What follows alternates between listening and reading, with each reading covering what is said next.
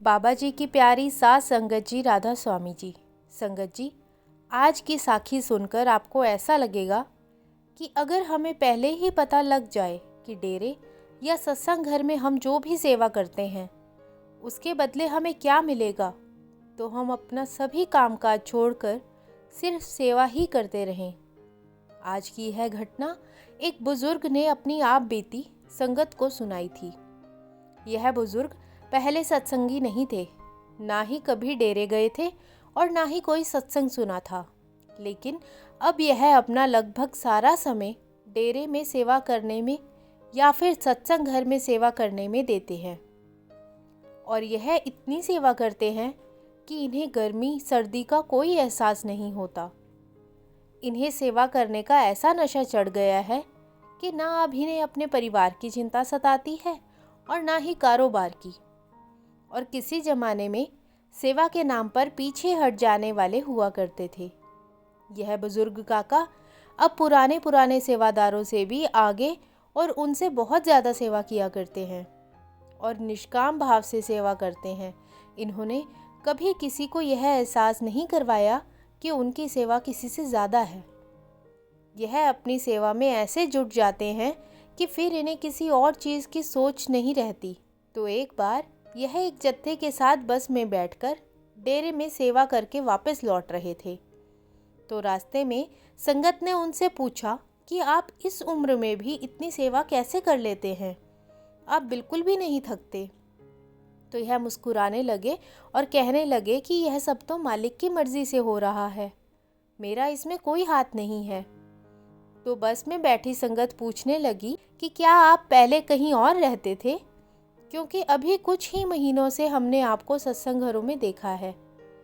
तो यह बुजुर्ग काका कहने लगे कि नहीं, मैं रहने वाला तो इसी शहर का हूँ, लेकिन पहले मैं सत्संगी नहीं था और ना ही कभी सत्संग पर गया था।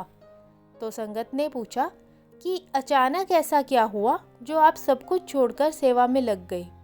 तो संगत के बार बार पूछने पर इन्होंने संगत को बताया कि कुछ महीने पहले मेरी मृत्यु हो गई थी और मृत्यु के कुछ समय के बाद मेरी सांसें दोबारा चलने लग गई थी।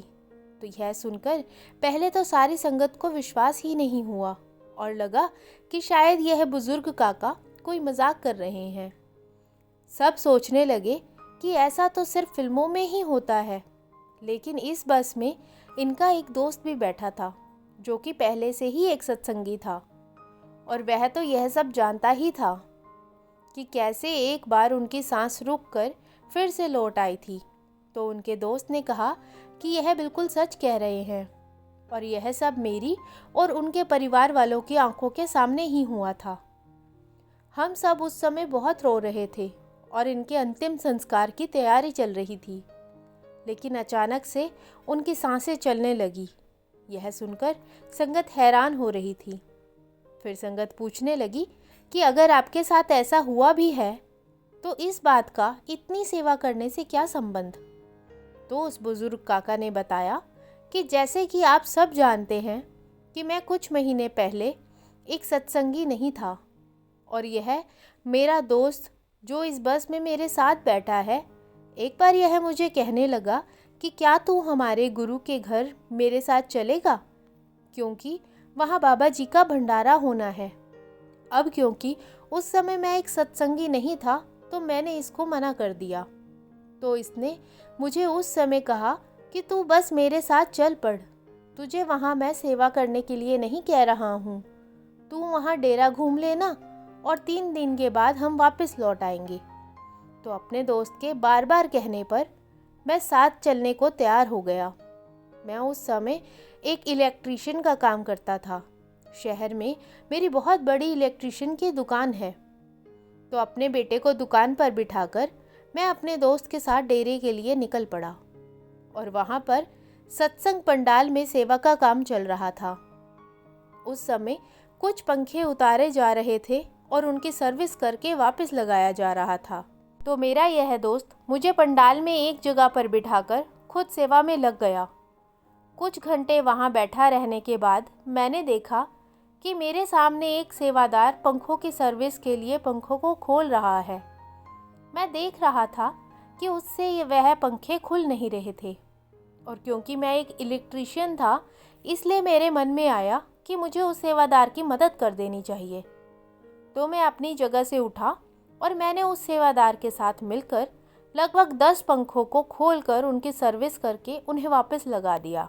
इस पूरे काम में लगभग 3 घंटे का समय लगा और इसके बाद मैं फिर से अपनी जगह पर आकर लेट गया। ऐसे ही 3 दिन बीत गए और मैं अपने दोस्त के साथ वापस आ गया और अपनी दुकान में काम करने लगा। फिर कुछ दिनों के बाद मैं अपनी मोटरसाइकिल से दुकान का कुछ सामान लेने के लिए बाज़ार जा रहा था कि रास्ते में एक ट्रक के साथ मेरा एक्सीडेंट हो गया और मेरे सर से खून निकलने लगा।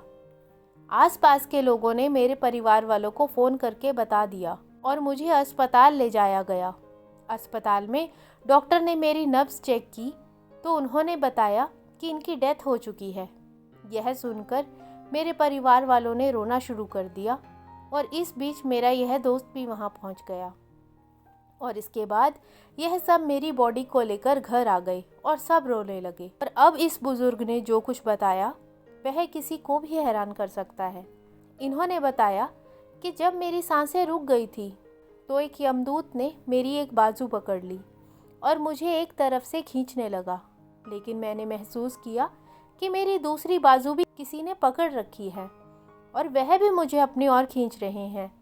फिर मैंने देखा कि एक तरफ यमराज मुझे खींच रहा है और दूसरी तरफ सफ़ेद कुर्ते में बाबा जी ने मेरी बाजू पकड़ रखी है और बाबा जी यमराज से बात कर रहे हैं कि इसका अभी समय पड़ा है और यह मेरी रूह है।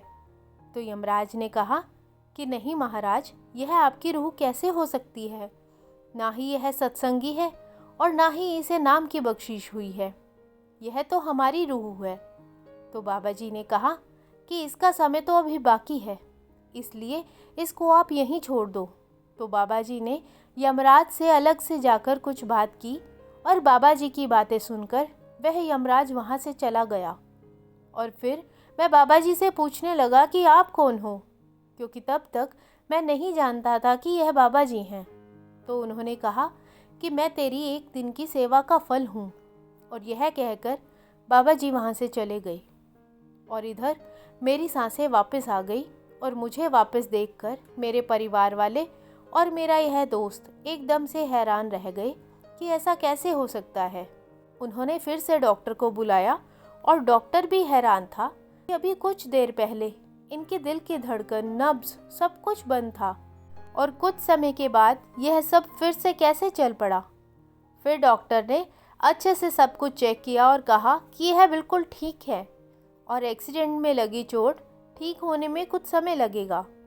तो डॉक्टर के जाने के बाद मैंने सारी बात अपने दोस्त और परिवार वालों को बताई तो यह सुनकर सब हैरान हो गए। मैंने इन्हें बताया कि बाबा जी अपनी रूह की आकस्मिक मौत यानी कि समय से पहले मौत नहीं होने देते, इसके लिए वह काल से भी लड़ जाते हैं और मैंने तो बस कुछ घंटे डेरे में सेवा की थी और उन्होंने मुझे अपना बना लिया। इसलिए आज मैं अपना कामकाज, अपनी दुकान और सारी जिम्मेदारियां अपने बेटे को दे चुका हूं और खुद मैं रिटायर हो चुका हूं और अब आगे का सारा जीवन बाबा जी की सेवा में ही लगाऊंगा। गुरु ने कुछ घंटे की सेवा का ऐसा फल दिया तो मैं क्यों ना अपना सारा जीवन उनकी सेवा में लगा दूं। इस बुजुर्ग की बातें सुनकर बस में बैठे सेवादारों की आंखों में आंसू बह निकले। संगत जी, इसलिए कहा जाता है कि अगर हमें यह पता हो कि सेवा और सुमरन के बदले हमें क्या मिलना है तो हम अपना कीमती समय कभी भी दुनियादारी की फालतू चीज़ों पर नहीं लगाएंगे। साथ संगत जी, आज की साखी अच्छी लगी हो तो कमेंट बॉक्स में राधा स्वामी जी जरूर लिखें। वीडियो को लाइक, शेयर और चैनल को सब्सक्राइब करना मत भूलें। राधा स्वामी जी।